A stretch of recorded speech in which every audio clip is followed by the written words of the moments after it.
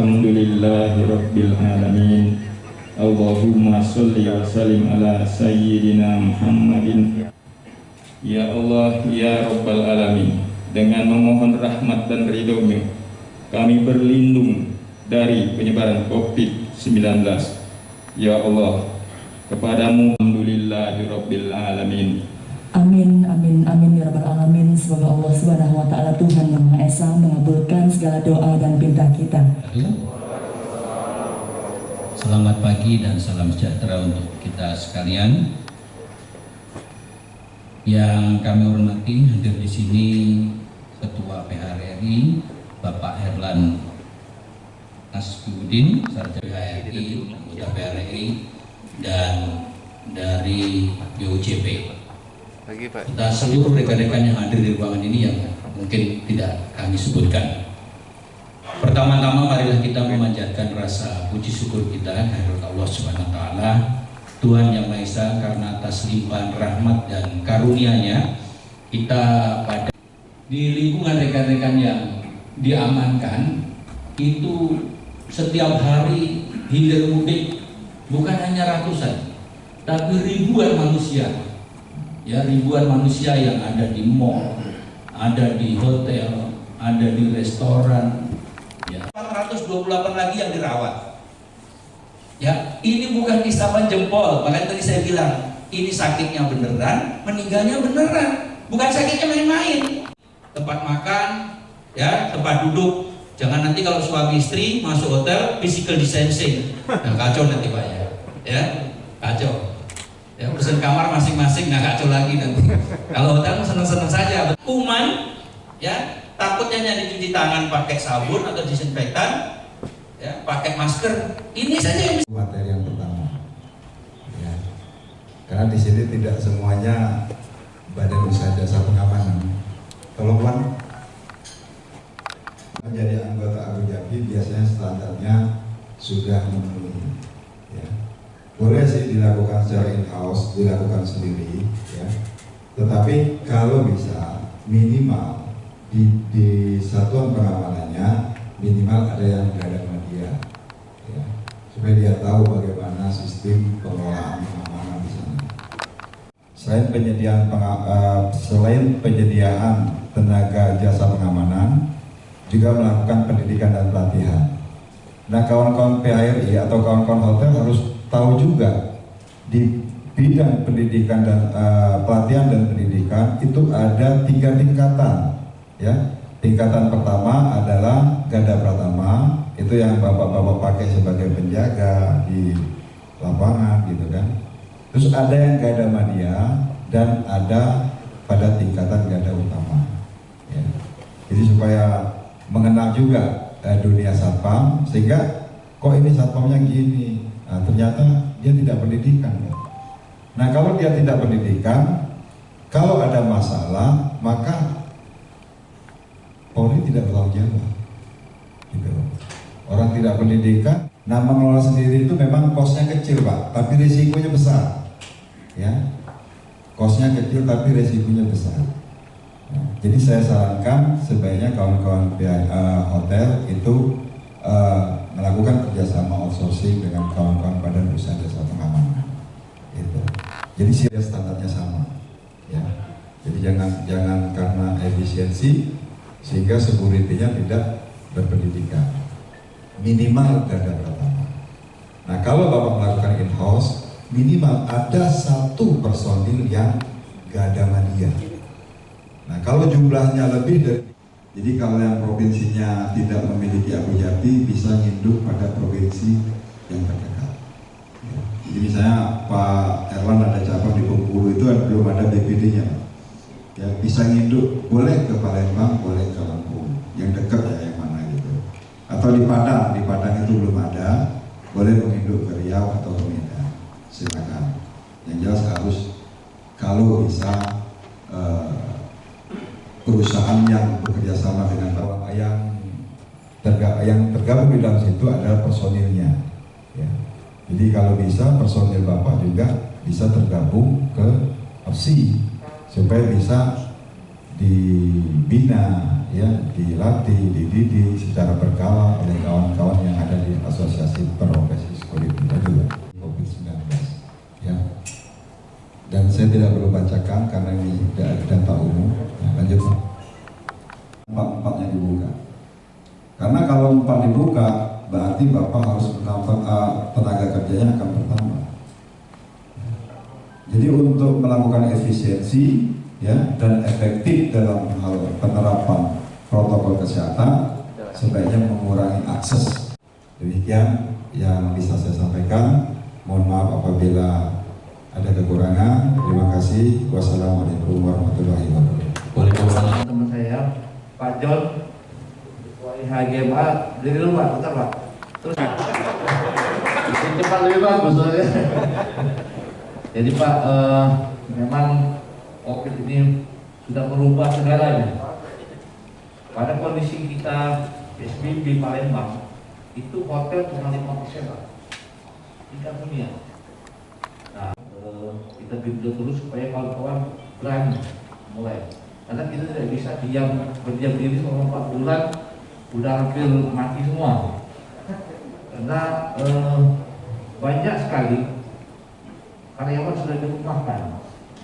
Untuk mengatasi operasional yang sangat besar, saya saja untuk dirumahkan, tapi bukan di PHK. Nanti pada saat kondisi bagus lagi, baru mereka tarik lagi. Nah, ini sudah mulai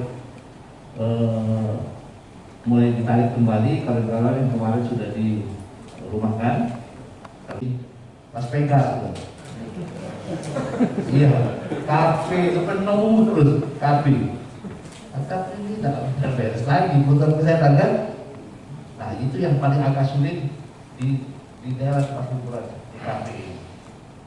Terus ada wartawan nanya saya Pak, itu di tempat hiburan seperti di selebriti misalnya kan, itu orang dekat-dekatan semua katanya kan, kalau diminum 40% mati.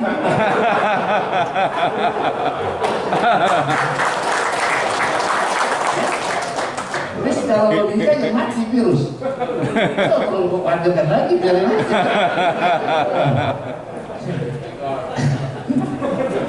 Di selebriti buka lah banyak-banyak ya.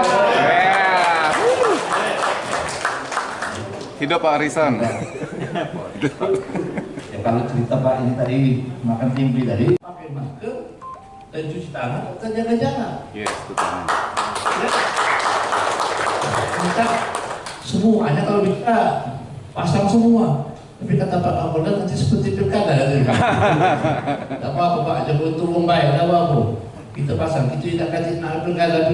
Yang penting menghimbau supaya masyarakat lama-lama mindsetnya akan berubah. Karena selalu dicekokin dengan himbauan. Adakan FGD dengan tema adalah penerapan protokol kesehatan di area bisnis dalam rangka mendukung percepatan ekonomi nasional. Jadi memang kita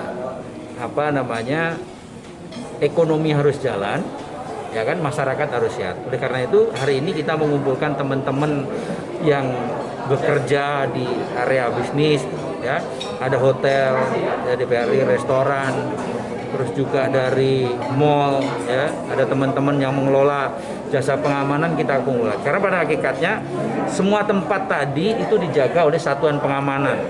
Nah, satuan pengamanan inilah ya yang mempunyai peran penting di dalam rangka memutus rantai penyebaran COVID-19.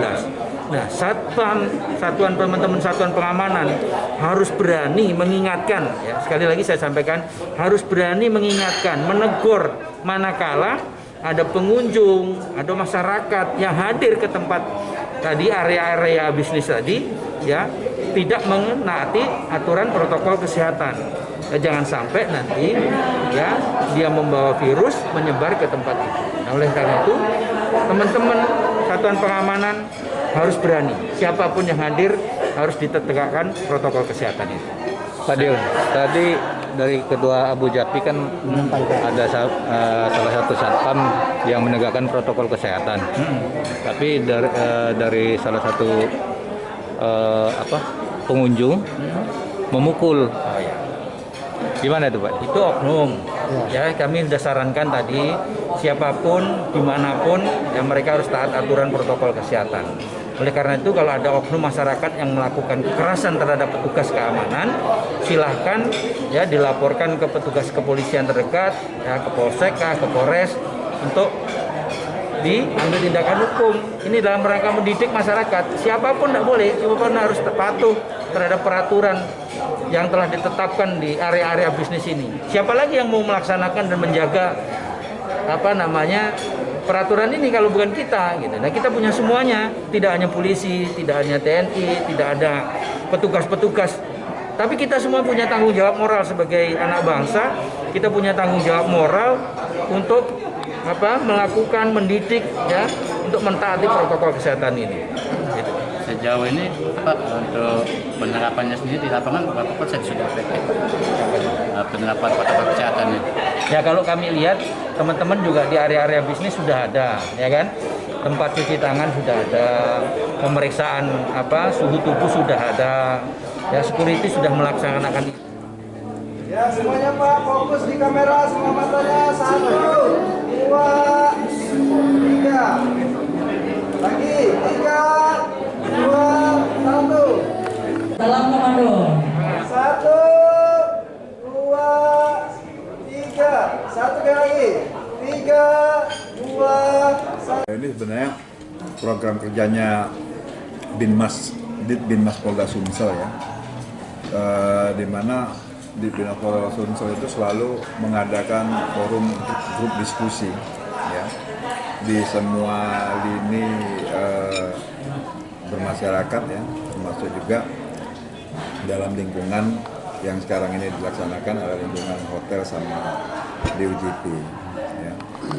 Nah, memang ada hubungannya antara hotel dengan pengamanan dengan rekan-rekan kita security itu banyak ditempatkan di hotel-hotel ya, di hotel-hotel. Nah, sehingga harus diedukasi. Jadi pimpinan maupun JM hotel itu harus tahu tugas fungsi pokok peranan daripada security guna penanggulangan ancaman daripada pandemi COVID-19 ini. Itu kira-kira tujuannya. Tadi Pak Dir terkait pemukulan security tadi, beliau menyarankan untuk dilaporkan ke pihak kepolisian terdekat. Gimana itu Bapak? Untuk Iya. Abu Dhabi sendiri. Memang prosedurnya seperti itu. Jadi ketika bukan saja di dalam proses penjagaan, ya, di proses kehidupan kita sehari-hari, ketika terjadi tindak kriminal seharusnya dilaporkan kepada kepolisian. Nah, sehingga duduk perkaranya jelas gitu. Apalagi yang dipukul itu orang yang notabene menjalankan tugas dalam penanggulangan pandemi ini. Gitu. Nah itu jadi harus dilaporkan sehingga kawan-kawan security dalam menjalankan tugasnya nanti tidak ragu-ragu. Nah ini kalau tidak diselesaikan nanti mereka ragu-ragu ketika mau melakukan pemeriksaan gitu kan. Nah dia takut nanti dipukul lagi gitu kan.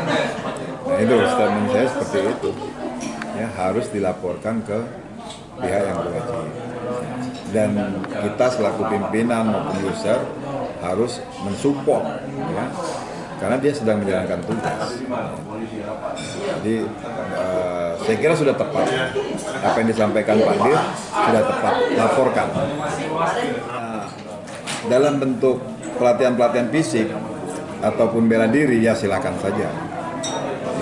Tapi kalau untuk masuk pada materi pelatihan dalam bentuk sistem pengamanan sebaiknya jadi supaya integrasinya jelas gitu, bahwa satuan pengamanan itu di bawah Polri, maka pengajarnya sebaiknya yang paham tentang bagaimana penerapan itu.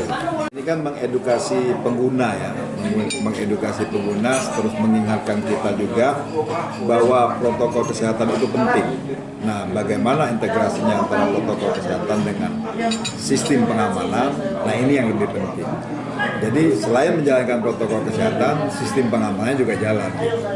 Jadi jangan sampai kita menjalankan protokol kesehatan, misalnya orang pakai masker nih, kadang-kadang kan banyak pelaku kejahatan juga pakai masker gitu kan. Nah, jadi selain pakai masker juga kita harus tahu juga bahwa yang masuk itu selain steril daripada kesehatan juga steril dari keamanan.